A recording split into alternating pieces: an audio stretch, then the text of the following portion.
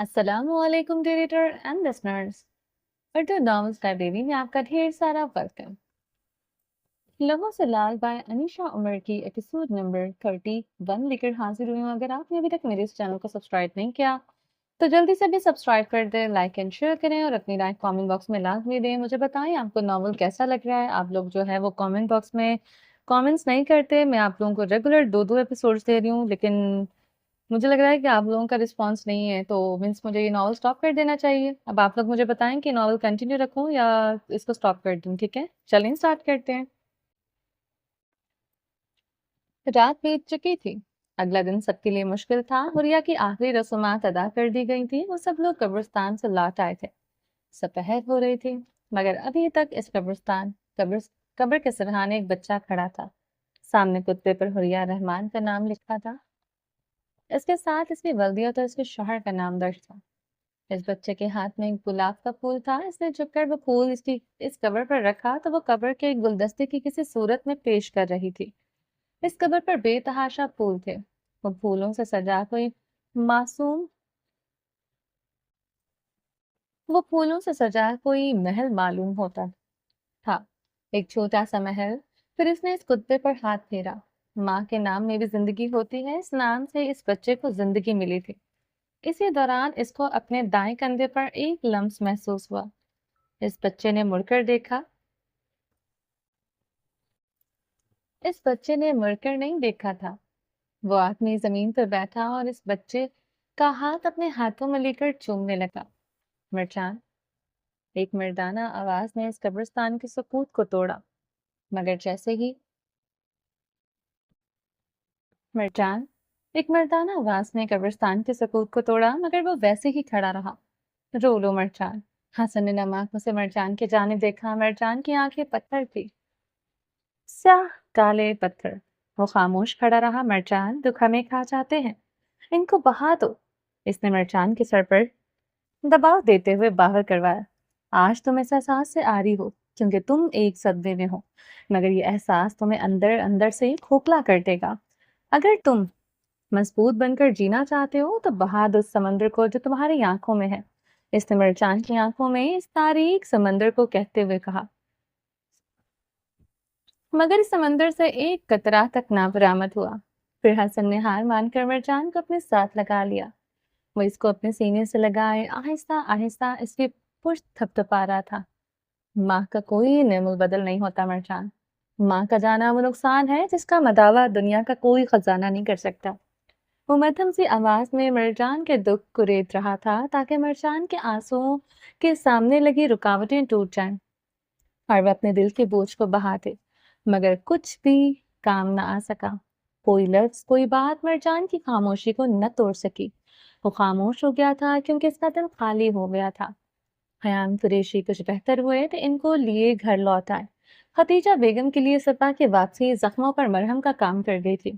ان کی بیٹی ان کے پاس تھی، ان کا شوہر ٹھیک تھا، بس ان کے لیے یہ کافی تھا۔ وہ ایک غنیمت تھا جو میدان جنگ میں ان کے ہاتھ آیا تھا۔ ان کی بیٹی اور ان کے شوہر کی سلام تھی، جبکہ صفا بس خاموش تھی۔ اس کو سمجھ نہیں آ رہی تھی وہ کیا کرے۔ زاویار کا سوگ منائے، اپنے باپ کی سلامتی کی دعا کرے، اپنی ناقدری پر ان سے ناراض ہو یا ماں کے زخموں پر مرہم رکھے۔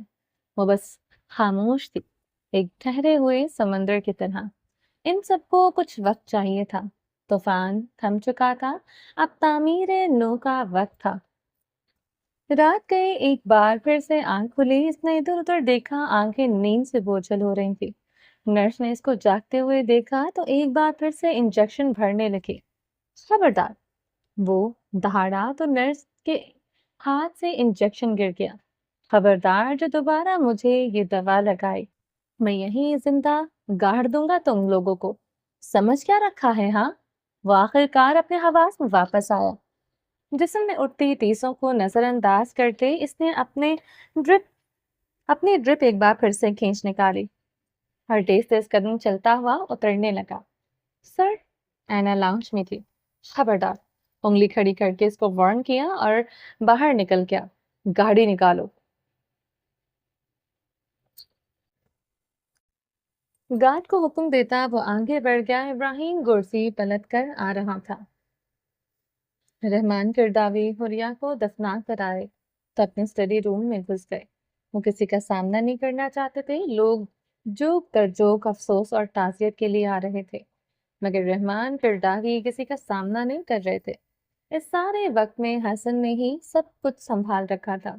وہ بچوں کو بھی دیکھ رہا تھا اور کرداوی مینشن آنے والی بڑی بڑی شخصیات کو بھی خود ہی ہینڈل کر رہا تھا، جبکہ وہ بس ایک اس تاریخ اسٹڈی میں موجود تھے۔ وہ اپنی سی کرسی پر نڈھال سے گرے ہوئے تھے۔ اسی دوران منصور ان کے کمرے میں داخل ہوا۔ اس نے دیکھا رحمان کرداوی کے ہاتھ میں ایک گن ہے۔ وہ اس گن کو اپنے کنفٹی پر رکھے ہوئے تھے۔ منصور کو اس شخص سے نفرت تھی، مگر پھر بھی وہ چلتا ہوا ان کے پاس آیا۔ کیا کر رہے ہو؟ منصور نے حقارت سے ان کی بکھری سی حالت دیکھی۔ میری بیٹی کا قاتل میں ہوں منصور۔ ان کی آواز خالی خالی سی تھی۔ تم صرف حریہ کے نہیں، تم شیز اور شہرین کے بھی قاتل ہو۔ تم حسن کے بھی قاتل ہو۔ تم گورسی کے مجرم ہو۔ تم دینا کے اور مرجان کے بھی مجرم ہو۔ تم نے یاقوت سے اس کی ماں چھین لی۔ منصور نے ان کے کرب میں مزید اضافہ کیا۔ کچھ دیر تک سناٹا چھایا رہا، مگر پھر سائلنسر لگی پستول سے ایک گولی نکلی اور وہ رحمان کرداوی کے بھیجے کو چیرتی ہوئی دوسری جانب سراغ کر کے نکل گئی۔ وہ پستول منصور کے ہاتھ میں تھی۔ منصور نے پھونک مار کر اس پستول کی صرف نالی ٹھنڈی کی اور وہ پستول رحمان کرداوی کے مردہ ہاتھ میں تھما دی۔ میں نے تمہاری مشکل آسان کر دی کرداوی۔ تم جہنم سے مجھے ایک تھینکس کا لیٹر لکھ سکتے ہو۔ میں جانتا تھا تم جیسا بزدل انسان اپنی جان کبھی نہیں لے پائے گا۔ اس نے حقارت سے ایک نظر اس مردہ وجود کو دیکھا، پھر اس نے انہیں دستانے والے ہاتھوں سے کمپیوٹر پہ کچھ ٹائپ کیا۔ کام ختم ہونے کے بعد اس نے وہ فائل اٹھائی جس میں ابراہیم کے خلاف ثبوت موجود تھے اور وہ لیے وہاں سے نکل گیا۔ رات ایک بار پھر سے چھا رہی تھی، ایک بار پھر سے آسمان تاریک تھا۔ رات کے ابراہیم کرسی کے گیٹ پر ایک گاڑی آ کر رکی۔ بس گاڑی سے نکلا اور گیٹ تک آیا۔ گارڈ نے آگے بڑھ کر دروازہ کھول دیا۔ وہ آگے بڑھ گیا، پیچھے گارڈ ایک دوسرے کا منہ تکتے رہتے۔ تو کیا اس کو کچھ معلوم نہ تھا؟ وہ لاؤنج میں تھکا ماندہ سا داخل ہوا۔ حریہ، حریہ، وہ اس کو آوازیں دیتا ہوا سیڑھیاں چڑھ گیا۔ کمرے کا دروازہ کھولا، وہ کھولتا چلا گیا، مگر کمرہ خالی تھا۔ حریہ، ابراہیم کے لب پڑپڑائے۔ دینا کا بیبی کاٹ بھی خالی تھا۔ وہ وہیں سے نیچے اتر کر آیا۔ یاقوت اور مرجان کا کمرہ دیکھا، وہ بھی خالی تھا۔ کہاں گئے یہ لوگ؟ وہ الجھا سا دوبارہ باہر نکلا۔ گیٹ پر کھڑے گارڈ پر نظر پڑ گئی۔ اس کے پاس چلتا ہوا آیا۔ میڈم اور بچے کہاں ہیں؟ گارڈ نے حیرت سے ابراہیم کی آنکھوں میں دیکھا۔ کیا دیکھ رہے ہو؟ میں پوچھ رہا ہوں میڈم کہاں ہے؟ اب کی بار اس کی آواز بلند ہے۔ سر، وہ کیا آپ نہیں جانتے؟ گارڈ نے ٹوٹے پھوٹے الفاظ ادا کیے۔ کیا بکواس کر رہے ہو؟ جلدی بتاؤ، بچے اور حریہ کہاں ہیں؟ کیا وہ کرداوی مینشن گئے ہوئے ہیں؟ وہ تھکے تھکے سے انداز میں بول رہا تھا، جبکہ گارڈ کی آنکھوں میں حیرت کے ساتھ غم کی بھی نمی اتر آئی تھی۔ سر وہ، اس سے پہلے کہ گارڈ کچھ بولتا، گیٹ پر آ کر ایک گاڑی رکی۔ ابراہیم نے مڑ کر دیکھا تو گاڑی سے منصور نکلا تھا۔ منصور؟ ابراہیم الجھا سا اس کے پاس پہنچا۔ منصور نے ابراہیم کو گلے لگایا۔ ابراہیم الجھا سا کھڑا تھا۔ کیا ہوا ہے؟ ابراہیم اب کی بات جھٹکا۔ ابراہیم، تمہیں صبر کرنا ہوگا۔ منصور اس کا کندھا تھپتھپا رہا تھا۔ کیا مطلب ہے اس بات کا؟ ابراہیم نے منصور کا ہاتھ پکڑ کر اس کو الگ کیا اور اس کی آنکھوں میں دیکھنے لگا۔ ابراہیم، میں انتقام لے چکا ہوں۔ ابراہیم کو کچھ سمجھ نہیں آ رہی تھی کہ آخر منصور کا کیا کہہ رہا ہے۔ کون سا انتقام؟ کس کا انتقام؟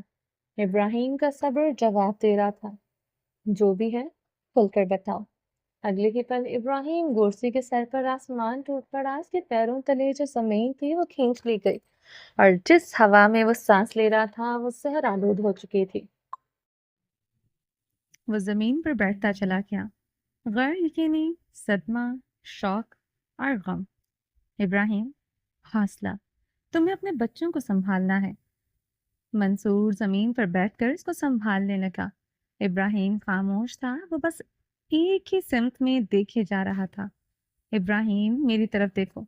منصور ایک شفیق باپ کی طرح ابراہیم کو حوصلہ دینے کی کوشش کر رہا تھا، جبکہ وہ سختی کسی کیفیت میں تھا۔ ابراہیم، میرے بیٹے، منصور نے ایک بار پھر سے اپنے ساتھ اسے لگایا، جبکہ اب کی بار ابراہیم ایک جھٹکے میں اٹھ کھڑا ہوا۔ بکواس بند کرو اپنی۔ تم لوگ اتنی گھٹیا بکواس کر بھی کیسے سکتے ہو؟ وہ اپنا سر پکڑ کر چلایا۔ اس کے سر پر بندھی سفید پٹی خون آلود ہو چکی تھی۔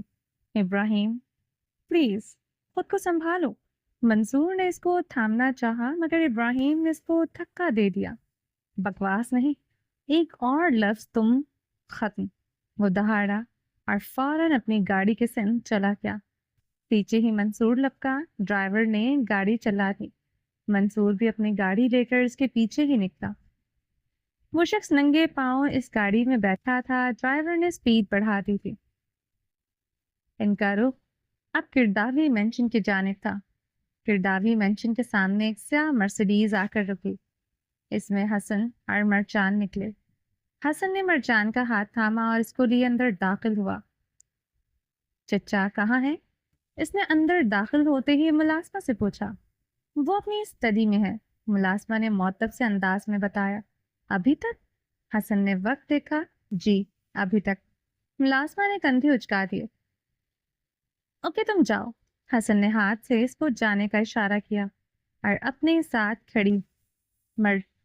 کھڑے مرجان کو دیکھا۔ پھر اس کا ہاتھ پکڑ کر اس کو حریا کے کمرے میں لے گیا۔ کمرے کا دروازہ کھلا تو سامنے بیڈ پر یاقوت سر گھٹنوں میں دیے آنسو بہا رہا تھا۔ مرجان ہنوز سکتے میں تھا۔ مرجان، حسن نے اس کو پکارا، مگر مرجان کے تاثرات تک نہ بدلے۔ تم یاقوت کے پاس بیٹھو، میں چچا کو دیکھ کر آتا ہوں۔ اس کے الفاظ گونجے تو یاقوت نے بھی سر اٹھا کر اس کے سمت میں دیکھا۔ یاقوت کی آنکھیں رو رو کر سرخ ہو چکی تھی، اس کے پپوتے سوج چکے تھے اور چہرے پر آنسوؤں کی لکیریں بن چکی تھیں۔ حسن نے مرجان کو آگے کھسکایا اور خود دروازہ بند کرتا ہوا سیڑھیاں اتر آیا۔ مرجان پیچھے چلتا ہوا بیڈ کے پاس پہنچا اور پاؤں لٹکا کر یاقوت کے سمت پرس کر کے بیٹھ گیا۔ پھر داوی مینشن کے لاؤنج کا دروازہ دھاڑ کی آواز کے ساتھ کھلا تو سیڑھیاں اترتا ہوا حسن چھٹکا۔ سامنے دروازے میں ابراہیم گرسی کھڑا تھا، جس کا وجود تو زخموں سے چور تھا، مگر اس کی آنکھوں میں وہ شعلے روشن تھے۔ حریا، کہاں ہو تم؟ باہر نکلو۔ حریا، میں جانتا ہوں تم ناراض ہو۔ لاؤنج میں کھڑا اس کو بلند آواز میں پکار رہا تھا۔ حسن سیڑھیوں پر کھڑا اس کو دیکھے گیا۔ حریا میری جان، میں وعدہ کرتا ہوں میں سب کچھ ٹھیک کر دوں گا، پلیز گھر چلو۔ وہ اونچی مگر بکھری سی آواز میں بولا تو حسن کے دل میں عجیب سی ٹیس اٹھی۔ آج وہ حسن تھا۔ آج کے دن کے لیے اس نے شاہ کا قتل کر دیا تھا۔ اس نے اپنے اندر موجود شاہ کو آج بیڑیاں لگائی ہوئی تھی۔ آج وہ بس حریا کا بھائی تھا، حسن تھا۔ اس لیے وہ ان سب کا دکھ محسوس کر رہا تھا، اور اب یہ دکھ بڑھتا جا رہا تھا۔ اسے مزید سب برداشت نہیں کیا جا رہا تھا۔ حریا، ایک بار پھر سے وہ چلایا اور ساتھ ہی سیڑھیوں کی جانب بڑھا، مگر اس نے اپنے اوپر کھڑے حسن کو دیکھا تو ابراہیم کے جبڑے تن گئے۔ مجھے سر سے ملنا ہے۔ رحمان کرداوی کا ایک اسسٹنٹ دروازے پر آیا۔ ایک گارڈ اس کو لیے دروازے کے اندر آ گیا۔ رحمان کرداوی کے آفس کے ساتھ ان کی اسٹڈی تھی اور آفس جانے کا ایک راستہ باہر بھی تھا۔ تم؟ ابراہیم سیڑھیاں چڑھ رہا تھا۔ حسن نے اس کی آنکھوں میں دیکھا۔ وہاں موت تھی، حسن کی موت۔ اس سے پہلے کہ حسن کچھ سمجھ پاتا، ابراہیم کی گرفت اس کے گلے پر تھی۔ اس نے اس کو گلے سے دبوچ چاپ پر سیڑھیوں کی دیوار کے ساتھ ہی لٹکایا۔ حسن ہمیشہ کی طرح ششدر رہ گیا۔ ابراہیم نے سامنے وہ کوئی مزاحمت نہیں کیا کرتا تھا، ایک روب سا روب تھا۔ وہ پیٹ پیچھے خواہ ابراہیم کو قتل کرنے کی پوری سازش کیوں نہ رچا لے، مگر اس کے سامنے وہ خاموش ہو جایا کرتا تھا۔ آج بھی حسن نے اپنے ہتھیار ابراہیم گرسی کے سامنے پھینک دیے تھے۔ कौन सा खेल है ये? मेरी बीवी कहाँ है? अब वो आहिस्ता आहिस्ता इसके गले पर दबाव बढ़ाता हुआ अपने सवाल के जवाब मांग रहा था। कौन सी वाली? हसन को इसी लम्हे में इब्राहिम पर चोट करनी याद रही। इब्राहिम की आंखें मजीद सुर्ख हुईं। दोनों। इब्राहिम ने एक झटके से इसके गले पर दबाव बढ़ाया। वो पाकिस्तान जा चुकी है? हसन ने बमुश्किल जवाब दिया। झूठ, एक और झूठ, कहते इसने दबाव बढ़ा दिया। हसन की आंखें उबल पड़ी। हुरिया और बच्चे कहाँ हैं? अब इसने दूसरा सवाल किया था। अब इब्राहिम। हसन को सांस नहीं आ रही थी। इब्राहिम ने गिरफ्त जरा ढीली की। बताओ, मेरे बच्चे और मेरी बीवी कहाँ है? इब्राहिम, प्लीज। हसन समझ नहीं पा रहा था कि क्या कहे। इससे पहले कि हसन मजीद कुछ कहता, इब्राहिम ने इसके मुंह पर मुक्के बरसाना शुरू कर दिए थे। हसन अब दोहरा हुआ खड़ा था। वो इब्राहिम मुसलसल इस पर अपना गुस्सा उतार रहा था। तेरी हिम्मत कैसे हुई मेरे घर में नकब लगाने की? एक और मुक्का आया। मेरी बीवी को अगवा किया। एक लात हसन के पेट में रसीद की। और अब मेरी हुरिया को, बच्चों को गायब कर दिया। एक और मुक्का हसन के होंठ के पास जाकर लगा, जिससे एक खून की फुहार निकली। हसन ने अपने मुंह पर हाथ रखा, मगर इसने इब्राहिम को रोका नहीं। वो मार खाता रहा, क्योंकि आज के दिन वो हसन था, शाह नहीं। बता, बता अब कहाँ है हुरिया? एक बार फिर से इसको दीवार से लगाया। प्लीज मेरी बात सुनो। इसकी सांस फूल रही थी। मजीद नहीं। इब्राहिम कहते इब्राहिम ने दोबारा इसके गले पर दबाव बढ़ाया। इब्राहिम के हाथों पर बंधी हुई पट्टियां खून आलूद हो गईं, और इस खून में कहीं ना कहीं हसन का खून भी शामिल था। सर, एक चीख गूंजी। इब्राहिम ने यूं ही नीचे देखा। मुलाजमा खड़ी कांप रही थी। वो वो वो बॉस अंदर। इसने रहमान किरदावी के ऑफिस की जानिब इशारा किया। इब्राहिम ने इसकी अनसुनी करते हुए अपना काम जारी रखा। वो रहमान किरदावी ने खुदकुशी कर ली है। अब की बार मुलाजमा ने एक बार फिर से इन दस्तों गिरबां होते आदमियों को होश दिलाया। क्या? इब्राहिम ने झटके से हसन को छोड़ा। वो दोनों अब शशदर से नीचे खड़ी मुलाजमा को देख रहे थे कि इस दौरान वही गार्ड और रहमान किरदावी का असिस्टेंट अब इस जानिब आए। असिस्टेंट ने हसन की अबतर सी हालत देखी, मगर हसन ने हाथ से इशारे से इसको तसल्ली दी। क्या हुआ है चचा को? हसन ने अपने गले पर हाथ फेरते हुए पूछा। सर, मैंने देखा वो अपनी स्टडी में मुर्दा हालत में पड़े हैं। इन्होंने खुदकुशी कर ली है। असिस्टेंट ने तस्दीक की तो हसन की फटी फटी आंखों से इब्राहिम को देखा, और इब्राहिम इसी की जानिब देख रहा था।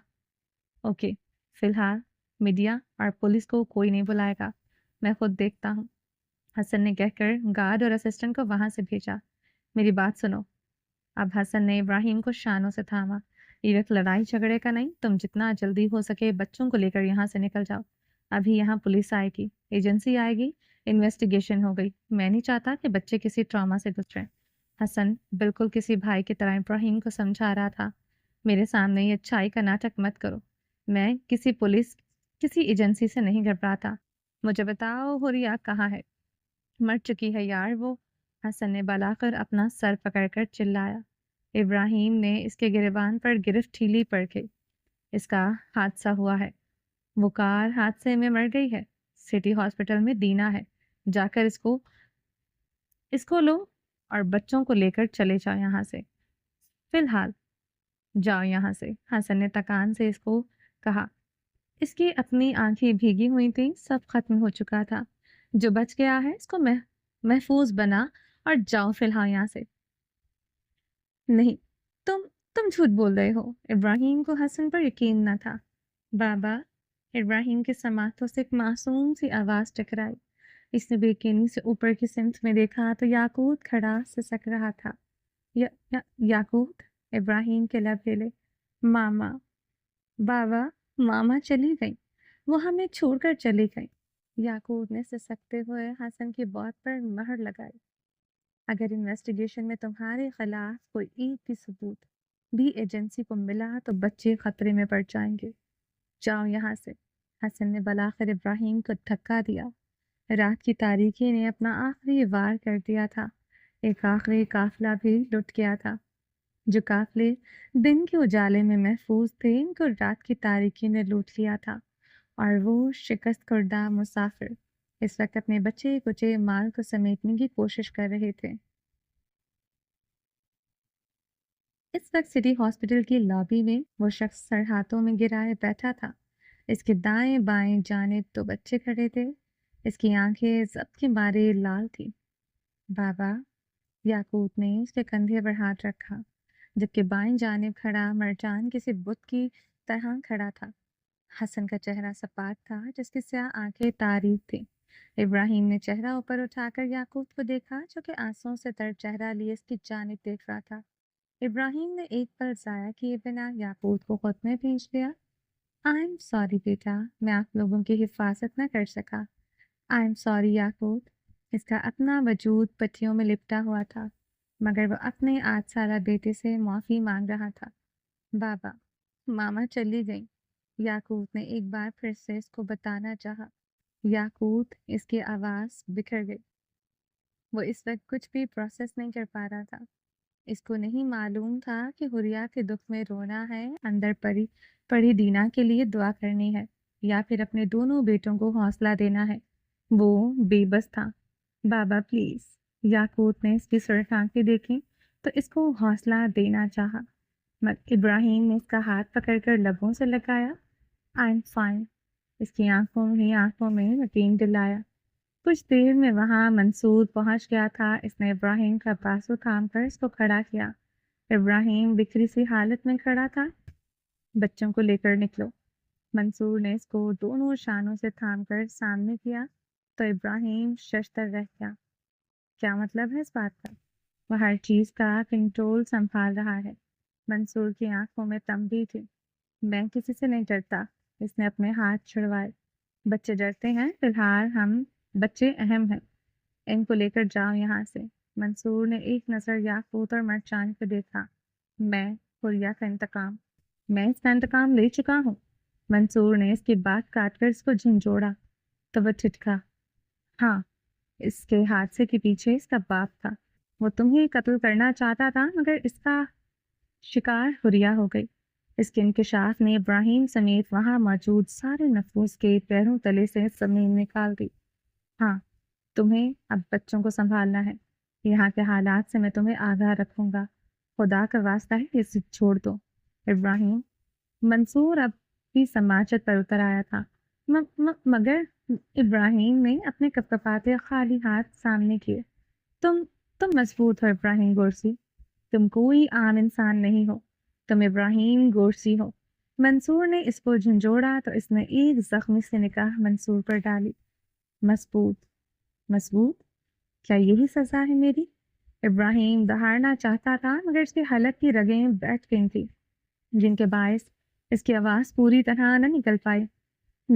میری روح نکل رہی ہے۔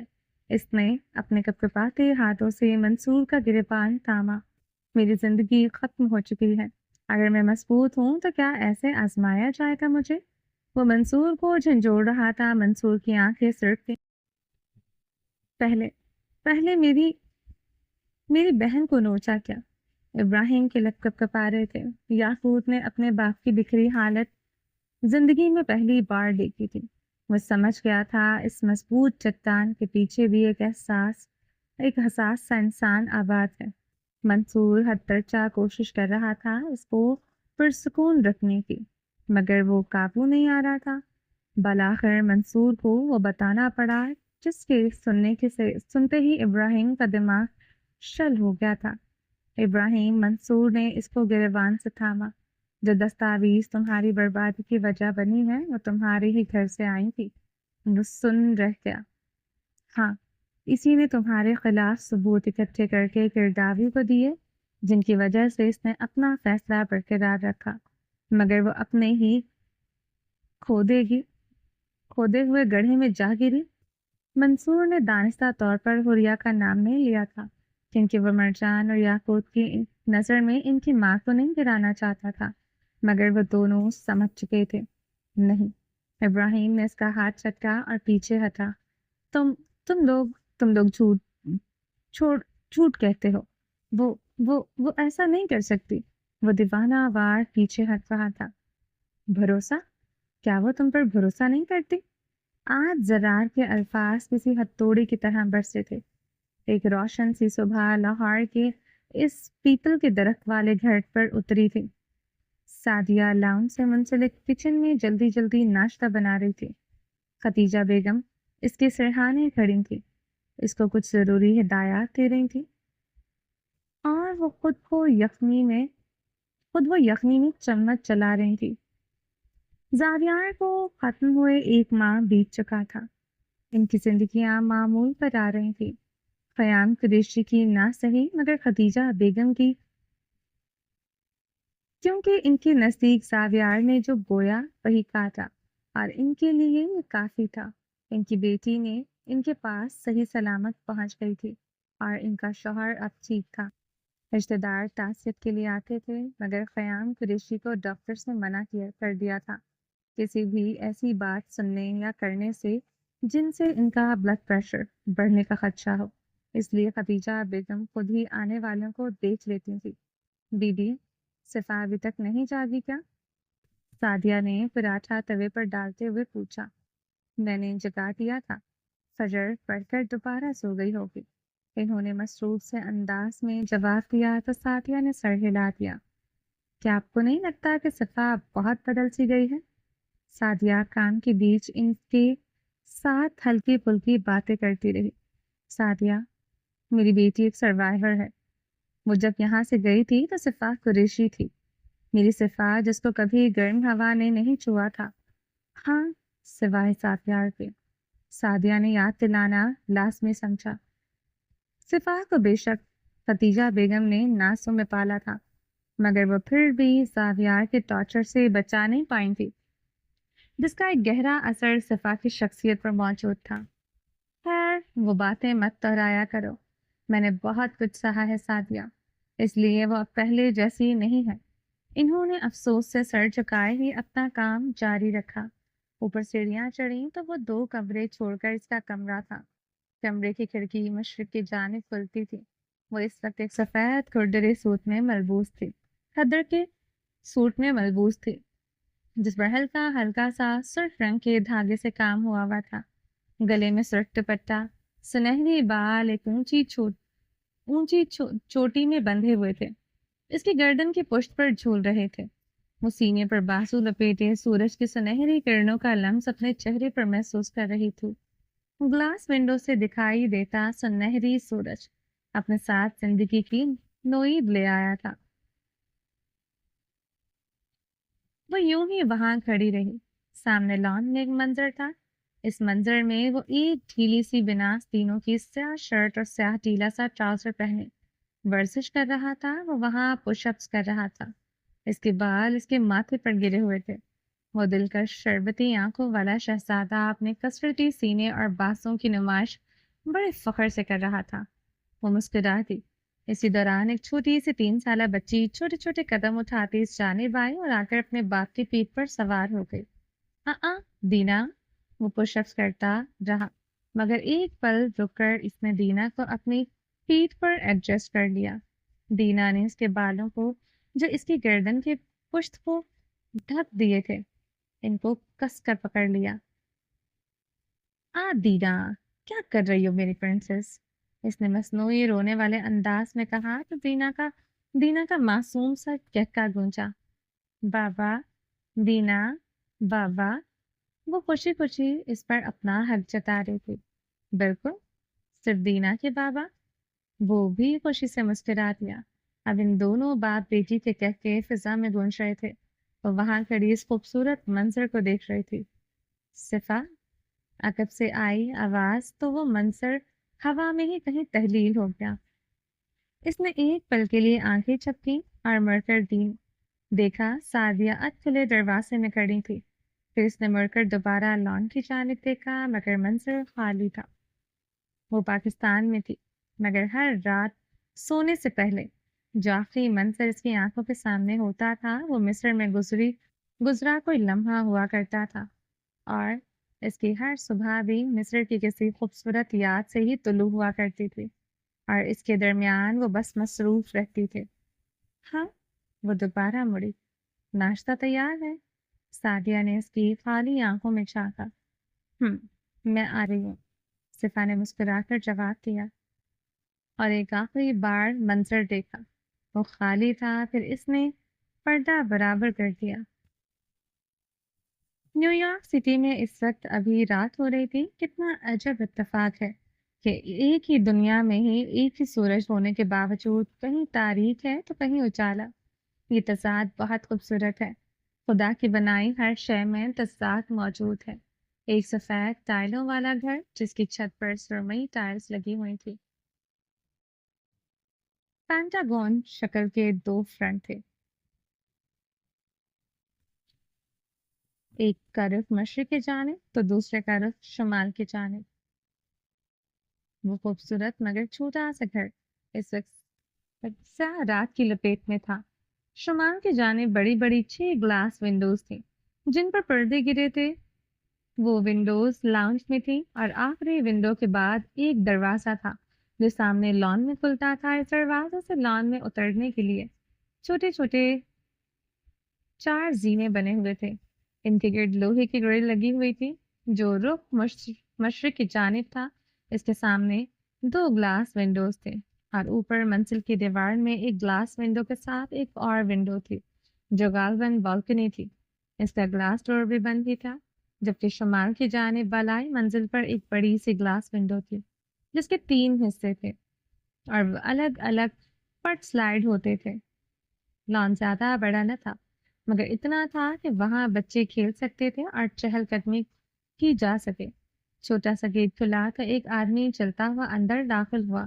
وہ لان میں سے چلتا ہوا آیا۔ لان میں بیرونی دیوار کے ساتھ ساتھ پودے لگائے گئے تھے اور اس طرح کی دیوار کے ساتھ ساتھ بڑے بڑے سبز پودے لگائے گئے تھے۔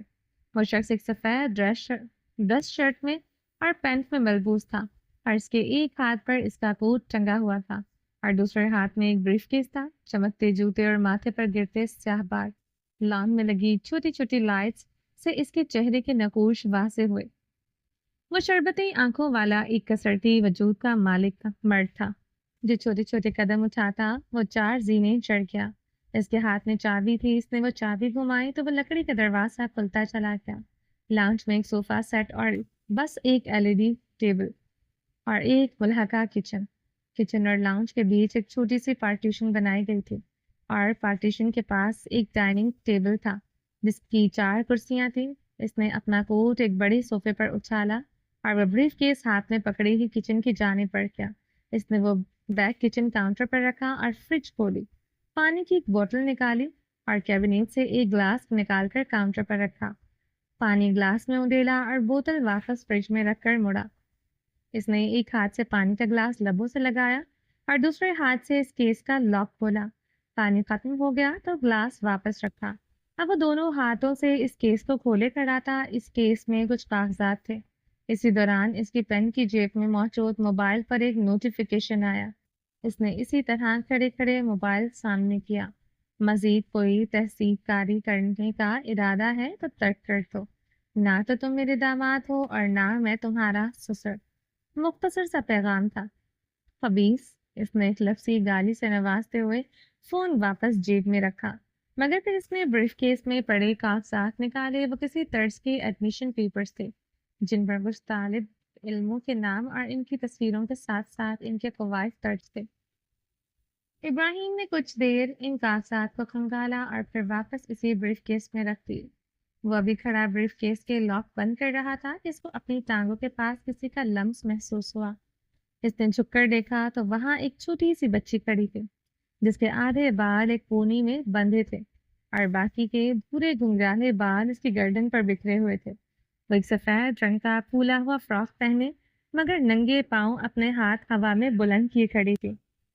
میری پرنسس، اس نے چھپ کر دینا کو اپنی گود میں اٹھایا۔ دینا، بابا۔ اس نے اپنے چھوٹے چھوٹے ہاتھ ابراہیم کے چہرے پر پھیرے۔ تازہ شیو کیے چہرے پر چھوٹے چھوٹے بال ابھرے ہوئے تھے۔ وہ کھردراز سا لمس دینا نے اپنی ہتھیلیوں پر محسوس کرتے ہاتھ پیچھے کھینچا۔ اب کیا ہوا؟ کرو پیار بابا کو، کہتے اس نے اپنا چہرہ دینا کے چہرے سے مس کیا۔ اس کی داڑھی دینہ کو چبھ رہی تھی. وہ کہکے لگاتی پیچھے ہٹی. اس کو گدگدی ہو رہی تھی. اب بتاؤ کروں میں پیار بابا کو؟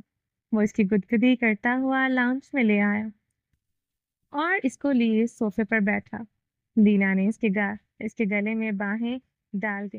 وہ اس کا انتظار کر رہی تھی. سویا کیوں نہیں میرا بیٹا ابھی تک؟ وہ اس کے بال سہلا رہا تھا. دینا خاموشی سے اس کے ساتھ لگی رہی. چینج بھی نہیں کیا ابھی تک دینا نے. نو بابا. دینا مس پاپا. وہ بولتی تو شربتی آنکھیں تعریف ہو گئی تھی. دل میں ٹیس اٹھی تھی. اس سے پہلے کہ وہ ٹیس اس کو دور کہیں گھسیٹ کر لے جاتی اس کو ایک اور آواز میں متوجہ کیا. بابا آپ آ گئے. وہ یاقوت تھا. اپنے نائٹ ڈریس میں منہ سے پہنے ہوئے وہ بکھرے سے بال لیے جمائی روکتا ہوا اس کے پاس آ کھڑا ہوا. ابراہیم نے مسکرا کر اس کو دیکھا اور پھر اس کو بھی اپنی آغوش میں لے کر پیار کیا. آپ لوگ سوئے نہیں ابھی؟ وہ یاقوت کے بالوں میں انگلیاں چلاتا پوچھ رہا تھا. بس سو ہی گیا تھا مگر آپ کی اور دینا کی باتوں سے اٹھ گیا. اس نے جھوٹ بولا. اور جیسے میں جانتا نہیں کہ اس گھر کا ہر کمرہ ساؤنڈ پروف ہے. ابراہیم نے اس کا جھوٹ فوراً پکڑ لیا. اچھا ٹھیک ہے میں انتظار کر رہا تھا آپ کا. اور دینا بھی. اس نے ہار مانی. دینا نے چینج کیوں نہیں کیا ابھی تک؟ ابراہیم نے وہی سوال اب یاقوت سے کیا. زہرا نے کروانا چاہا مگر دینا نے ضد رکھی کہ بابا کو ڈریس دکھانی ہے. یاقوت نے مسکراتے ہوئے دینا کے گال پر ہاتھ پھیرا. دینا فوراً چہک کر سامنے ہوئی اور اپنا پھولا ہوا فراک دکھایا تو ابراہیم نے اس کے پھولے ہوئے گال پر بوسہ دیا. میری پرنسس تو ہمیشہ پرنسس ہی رہے گی ڈریس کوئی بھی ہو. کھانا کھا لیا تھا؟ اس نے اب یاقوت سے پوچھا تو اس نے اس بات میں سر ہلا دیا. اور آپ نے بابا؟ یاقوت نے اپنے باپ کا ہاتھ پکڑتے ہوئے پوچھا. ہاں یک لفظی جواب دے کر وہ نظریں چرا گیا. بابا یو نو واٹ آپ کو جھوٹ بولنا نہیں آتا. یاقوت نے کہا تو ابراہیم دینا کو اٹھائے ہی اٹھ کھڑا ہوا. چلو تم لوگ سو جاؤ مجھے تھوڑا کام ہے. اور ان دونوں کے لیے ان کے کمرے میں آیا. ان دونوں کو لیے ان کے کمرے میں آیا. ان کا کمرہ گراؤنڈ فلور پر ہی تھا تاکہ کہیں دینا بے دھیانی میں سیڑھیاں اترتے ہوئے گر نہ جائے. کمرے کا دروازہ کھلا تو وہاں 2 بیڈ اور ایک بیبی کاٹ تھا. یاقوت آ کر اپنے بیڈ پر لیٹ گیا جبکہ ابراہیم دینا کو اٹھائے ڈریسنگ میں چلا گیا. واپس آیا تو دینا کو چینج کروا چکا تھا. دینا کو اس کے کاٹ میں بٹھا کر کچھ کھلونے اس کے سامنے رکھے. وہ کھیلنے لگی. وہ چلتا ہوا دوسرے بیڈ کے پاس پہنچا جہاں سیاہ آنکھوں والا لڑکا یک تک ساتھ چھت کو گھورے جا رہا تھا. ابراہیم نے جھک کر اس کے ماتھے سے بال ہٹائے اور وہاں ایک محبت بھرا لمس چھوڑا مگر اس لڑکے کی آنکھوں کی پتلیوں نے حرکت تک نہ کی. وہ ویسے ہی چھت کو گھورتا رہا. یاقوت اب اس کی جانب کروٹ لیے لیٹا ہوا تھا. ابراہیم نے ایک ٹھنڈی سانس خارج کی اور اس کے سرہانے ہی بیٹھ گیا. مرجان تم ٹھیک ہو؟ وہ ماتھم سی آواز میں بولا تو اس نے ایک بار پلکیں جھپکی. تو پھر اداس ہو؟ وہ اس کے بالوں میں ہاتھ پھیر رہا تھا. اس نے دوبارہ پلکیں جھپکی. ابراہیم کا دل کٹ کر رہ گیا. میرے شہزادے تم بول کر جواب دے سکتے ہو.